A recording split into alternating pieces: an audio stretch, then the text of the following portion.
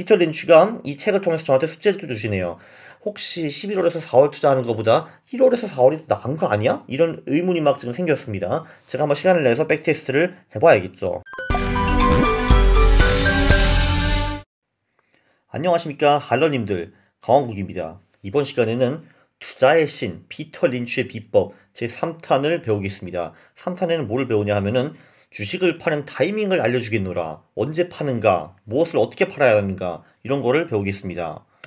네, 복습을 해보면요, 그 1탄에서는 우리가 우리 근처에서 주식을 어떻게 찾는가 이거를 배웠고요. 그리고 2탄에서는 주식은 6개 종류로 나눌 수 있고 얘네들을 언제 사는가 이런 거를 배웠습니다. 그리고 3탄에서는 이 6개 종류의 주식들을 언제 어떻게 파는가를 배우겠습니다. 자, 그 전에 언제 사는가를 한번 피터 린치가 말씀을 하시는데 이런 말을 합니다.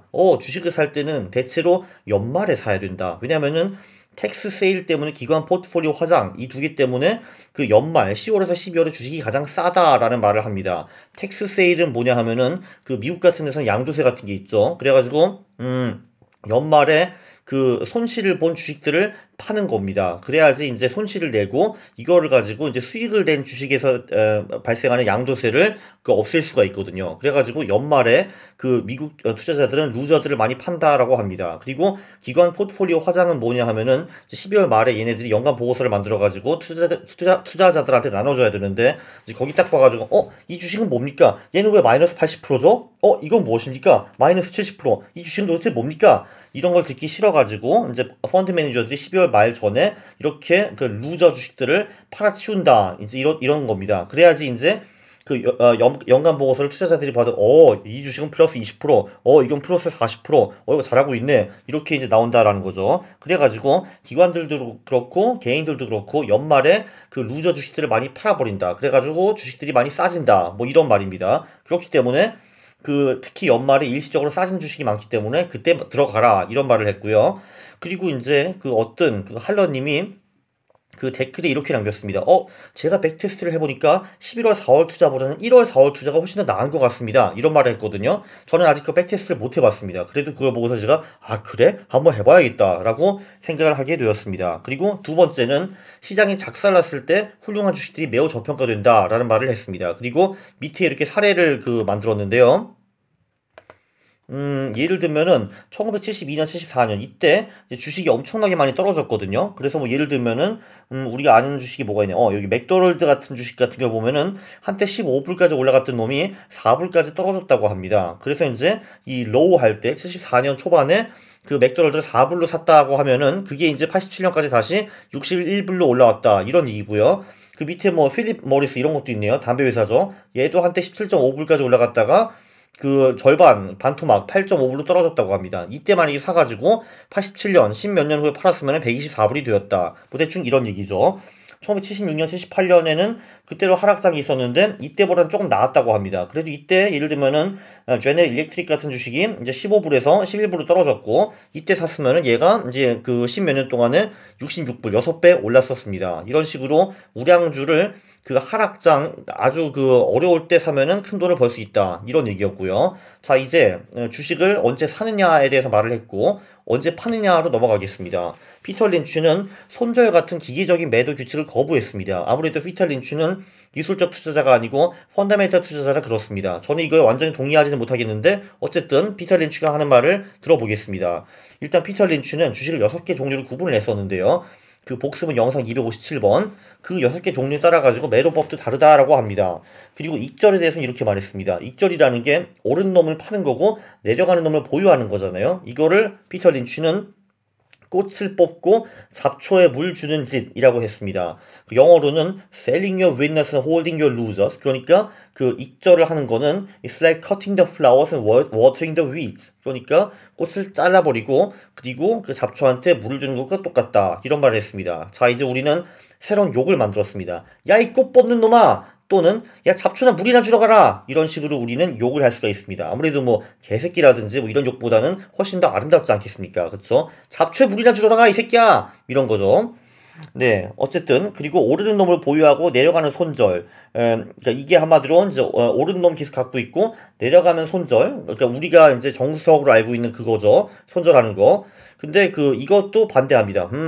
원래 주식 가격이라는 거는 기업 펀더멘털과 관계가 별로 없어. 그렇기 때문에 가격만 보고 매도하는 거는 그거는 아닌 것 같아. 라고 말을 했습니다. 그리고 경제 상황에 대해서는, 야, 특정 기업에 특정 영향을 미치는 그런 게 아니면은 경제 상황 따위는 그냥 무시해라. 라고 했습니다. 자, 그러면은 피터 린치는 주식을 어떻게 매도하는지 살펴보시죠. 자, 6개 종류 중에서 저성장주가 있습니다. 슬로우 그로워죠. 얘네들은 소위 저위험 저수익 주식입니다. 피터 린치는 저성장주는 산 후에 30에서 50% 오르거나 펀더멘털이 악화되었으면 매도를 하라라고 합니다. 매수 30에서 50% 오르는 거는 무슨 말인지 아주 간단하죠. 근데 펀더멘털이 악화, 이게 뭐냐면은 첫 번째, 시장 점유율을 2년 연속 잃었다. 그러니까 이 꼴이 났다 이거죠. 시장 점유율이 해가지고 아이고 꽝 떨어지면은 이러면은 펀더멘털이 악화됐다라는 겁니다. 또는 새로운 상품이 안 나오고 R&D가 줄고 있다. 이런 것도 그렇고, 또는 이 기업이 성장이 잘 안 되기 때문에 끼웃끼웃하다가 이상한 기업을 M&A 같은 거로 합니다. 이게 되게 안 좋은 거거든요. 그리고 M&A를 하는 경우에 이제 무리해서 돈을 빌려서 하는 경우도 많기 때문에 이럴 경우에는 재무 상태가 악화가 됩니다. 이것도 펀더멘털이 악화라는 건 똑같은 말이고요. 그리고 피터 린치는 기본적으로 저성장주를 사는 이유가 배당을 받기 위해서 사는 건데, 근데 가격이 낮은데도 배당 수익률이 뭐 그저 그래 2% 3%밖에 안 나와. 에이, 그러면은 팔아, 이렇게 나오는 겁니다. 자, 두 번째 종류는 우량주가 있죠. 피터 린치는 예를 들어 스톨워츠라고 부르고, 이거는 저위험 중수익 주식이라고 표현을 합니다. 근데 워렌 버핏과 다르게 피터 린치는 우량주를 영원히 갖고 있지 않습니다. 오히려 타이밍 좋게 팔아버리는 거를 선호하는데요. 언제 파냐면은 이런 회사들의 퍼가 평균 레이지보다 높거나 이제 굉장히 높은 쪽에 근접했거나, 또는 펀더멘털이 약화되면은 매도하라, 뭐 이런 겁니다. 장기 보유할 것은 아니다라고 합니다. 뭐 예를 들면은 샘플로 코카콜라의 평균 퍼가 12에서 18 정도 사이에 움직이는데 지금 퍼가 18이야, 또는 18 이상이 됐어, 그러면은 매도한다, 뭐 이런 얘기입니다. 그리고 또는 최근 2년 동안 신상품 반응이 그저 그랬고 기업 성장률이 이제 얘가 10% 15%씩 성장하다가 성장률이 좀 꺾였다, 이럴 때도 파는 거고요. 그리고 내부자들이 주식을 안 사는 것도 피터 린치는 매우 안 좋게 봅니다. 특히 저는 우량주 쪽에서는 이런 주식, 마시는 거, 먹는 거, 이런 것들을 좋아합니다, 개인적으로. 자, 세 번째, 경기 민감주. 여기는 저위험 고수익 또는 고위험 저수익이라고 했는데, 이게 무슨 말이냐면은 이제 피터 린치는 이제 어떤 직업에서 종사를 하면서 이런 경기 사이클을 대충 읽을 수 있는 사람한테는 저위험 고수익이고, 그렇지 못하는 사람한테는 고위험 저수익이다라고 했습니다. 그러니까 대부분의 사람들한테는 경기 민감주는 고위험 저수익이라고 볼 수도 있습니다. 물론 경기 타이밍이 가능하다. 그러니까 경기가 대충 언제 오르고 내리는 거를 예측할 수 있다. 그러면 좋기는 한데 그거는 거의 불가능하고요. 피터 린치의 팁은 이겁니다. 뭔가 실제로 이 경기 민감주가 뭔가를 잘못하기 시작하고 또는 잘못되기 시작하면은 그때부터 팔기 시작하라라고 하는데, 뭔가 실제로가 무슨 말이냐 하면은 여러 가지 사례를 줬습니다. 첫 번째, 공장은 막 열심히 돌아가고 있고, 근데 기업은 이제 그걸 보고 새로운 공장에 투자를 해야지 해가지고 거기다가 자본을 막 쏟아붓는 겁니다. 그러면은 오케이, 조금 있으면은 이제 수요가 꺾이겠구나, 그럼 이제 지금은 팔아야지, 이렇게 나올 수 있다고 하고요. 재고가 점점 늘어납니다. 이것도 물론 안 좋은 거죠. 그리고 원자재 가격이 떨어지고 있다. 이 말은 뭐냐 하면은 세계 경제가 둔화된다는 얘기거든요. 그러니까 이제 석유값이나 구리값이나 이런 게 떨어지고 있네. 오케이, 그러면은 세계 경제가 좀 있다가 둔화되겠구나, 이렇게 볼 수 있다라는 겁니다. 경쟁 기업이 나타나는 건 매우 안 좋고요. 이제 노조가 이제 급여와 복지 요구가 거세집니다. 아무래도 경기가 안 좋을 때는 그 급여도 별로 안 올랐을 거고, 기업이 노조를 막 설득해가지고 calm down, 야 조금만 덜 받아, 이렇게 했을 텐데, 이제 경기가 좋게 돌아가는 걸 보고 노조가 이제 돈 줘 하고 나오겠죠. 이때쯤 되면은 이제 경기 피크가 거의 왔구나, 이렇게 볼 수 있다라는 겁니다. 전반적으로 이제 기업이 물건을 만드는데 수요가 떨어진다, 더 이상 잘 안 팔린다, 이것도 별로 좋지 않은 사인입니다. 이런 사인들이 나올 때 슬슬 팔고 나가라, 이런 말입니다. 네, 고성장주, fast grower. 얘네들은 고위험 고수익 주식들이죠. 언제 팔아야 되냐면은 회사가 감이 떨어져서 최신 트렌드를 더 이상 따라가지 못할 때 팔아라 라고 합니다. 그래서 예를 들면은 이제 옷 가게 같은 경우에는 이제 이 매점 내 수가 점점 팡팡 늘어나지 않고 기존 매점은 좀 더러워 보이기도 하고 최신 트렌드에서 좀 벗어났다는 말이 많이 들려요. 그리고 이제 이때쯤 이제 얘네들을 팔 때쯤 애널리스트들이 어딘가 튀어나와가지고 이 기업은 막 극찬하고 매수를 하세요 하고 추천을 막 합니다. 그때 당연히 팔아야죠. 그리고 이제 기관들의 그 보유 지분이 급격히 늘고 있다. 아무래도 우리는 이제 이런 고성장주를 기관 내 그 보유 지분이 적을 때 먼저 들어가 있어가지고 이제 다른 투자자들과 기관들이 눈치채가지고 그 가격이 확 오를 때 이때는 나와야 된다라는 겁니다. 잡지에서 CEO에 대한 글이 찬양의 글이 쏟아지고 있고요. 그리고 퍼가 너무 높아졌다. 뭐 예를 들면은 이 기업의 성장률이 20%가 그런데 퍼는 뭐 30, 40이 넘어가고 있어요. 그러면은 너무 비싼 거죠.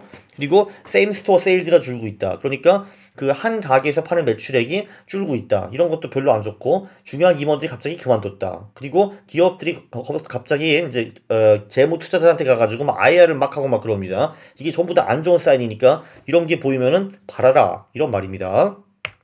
5번 턴어라운드. 턴어라운드는 거의 죽다가 다시 살아나는 주식이죠. 고위험 고수익입니다. 언제 팔아야 되는가? 턴어라운드가 완료되고 문제가 해결되면 팔아라. 이게 신문이나 그 언론에서도 이제 이 회사의 문제는 해결이 됐어요. 다시 정상적으로 돌아왔구나. 이때쯤이 팔 시기라라는 겁니다. 그리고 이때쯤이 되면은 턴어라운드는 더 이상 턴어라운드가 아니다라고 합니다. 턴어라운드가 이제 아니고 이제 경기 민감주로 돌아가거나 아니면은 뭐 성장주로 돌아가거나 이런 식으로 기업이 변신을 하는 겁니다. 어쨌든 턴어라운드로 투자를 했으면은 턴어라운드는 문제가 해결되면 끝난다는 겁니다. 그때 팔아라라는 거고요. 근데 물론 이제 얘가 이제 죽었다가 다시 살아서 컴백을 하면 저는 큰 돈을 벌겠지만 이제 그렇지 않을 경우도 있죠. 비리비리할 경우도 있는데 네, 그럴 경우에는 이제 도망가야 되는데 예를 들면 부채가 줄어들다가 다시 늘어나거나 재고가 다시 급증한다든지 아니면은 주요 고객이 긴축 재정을 해가지고 이제 더 이상 이 턴어라운드 기업의 그 상품을 더 이상 많이 못 사준다든지 이런 게 있으면은 튀어라라고 피터 린치는 주장을 합니다. 자, 마지막으로 6번째 자산주 에셋 플레이스. 놀랍게도 자산주는 자산에 대한 평가만 맞으면 저위험 고수익이라고 합니다. 지금까지 우리가 여기 저위험 고수익이 없었거든요. 자산주에만 저위험 고수익이라는 말을 썼습니다. 그 언제가 가장 좋냐 하면은 그 사실 이게 미국이라 그러는데 한국에도 이게 맞을지 잘 모르겠어요. 미국 같은 경우에는 기업 사냥꾼들이 많습니다. 기업 사냥꾼들은 뭘 보냐 하면은 그 자산이 엄청나게 많고 수익이 별로 안 좋고 이제 그 비즈니스 자체는 별로 안 돌아가든 이런 기업들을 되게 좋아하거든요. 이런 데 들어와가지고 이제 주식을 왕창 산 다음에 그 다음에 이제 회사에 요구를 하는 겁니다. 어이 니네들 쓸데없는 자산 많던데 야 그거 전부 다 팔아가지고 우리한테 배당으로 나눠줘 빽 이런 식으로 미국에서 많이 하거든요. 80년대에도 이런 걸 많이 했다라고 합니다. 이런 애들이 오는 게 이제 자산주를 사는 사람들한테는 가장 훌륭한 시나리오죠. 왜냐하면 얘네들이 빽 해가지고 이제 주가가 막 오를 거 아니에요. 그래서 그 이런 기업 사냥꾼님들이 올 때까지 기다려가지고 얘네들이 와서 기업을 괴롭힐 때까지 점벌을 하라 이런 말을 합니다. 근데 이게 한국에서는 적용이 될 수 있을지 잘 모르겠어요. 이런 식으로 그 레이더들 기업 사냥꾼들이 한국에 그렇게 많지는 않거든요. 네, 물론 그 이렇게 기다리고 있는 동안에 기업이 뻘짓을 할 수도 있습니다. 뻘짓 M&A를 한다든지 아니면 유상증자를 한다든지 네, 이러면은 자산주라 하더라도 A 젠장하고 팔고 나가는 것이 좋다라고 피터 린치가 추천을 합니다. 요약을 하면은 주식의 종류에 따라서 언제 파는지도 다릅니다. 저성장주는 30에서 50% 오르거나 펀더멘털이 악화되거나 우량주는 퍼가 평균 이상으로 막 치솟던가 아니면 펀더멘털이 악화되거나 경기 민감주는 호경기 말기에 이제 기업이 뻘짓을 시작하게 되면은 그때는 팔아라 라는 거였고 고성장주는 기업이 감이 떨어지고 기관들이 막 칭찬하기 시작하면은 팔아라 라고 했고 턴어라운드가 끝나가지고 그 기업의 문제가 사라졌을 때 팔아라 하고 자산주는 기업 사냥꾼이 입성해가지고 들들 볶고 막 볶아가지고 주가가 막 오르고 그럴 때 팔아라 라고 했습니다. 피터 린치가 이 책을 통해서 저한테 숙제를 또 주시네요. 혹시 11월에서 4월 투자하는 것보다 1월에서 4월이 나은 거 아니야? 이런 의문이 막 지금 생겼습니다. 제가 한번 시간을 내서 백테스트를 해봐야겠죠. 왜냐면은 피터 린치가 그럴듯한 말을 합니다. 10월, 12월에는 그 텍스 세일이 있거나 기관 투자자의 포트폴리오 화장이 있기 때문에 이렇게 주가가 일시적으로 연말에 낮아지는 경향이 있다라고 했습니다. 그럴듯하죠. 그래서 제가 1월, 4월 투자를 한번 분석을 해볼 예정입니다. 참, 여기까지 오셨으면은 구독을 좀 하시고, 그 다음에 영상을 보셨으면은 좋아요를 누르는 겁니다. 싫어요를 누르면 제가 매우 싫어합니다. 감사합니다.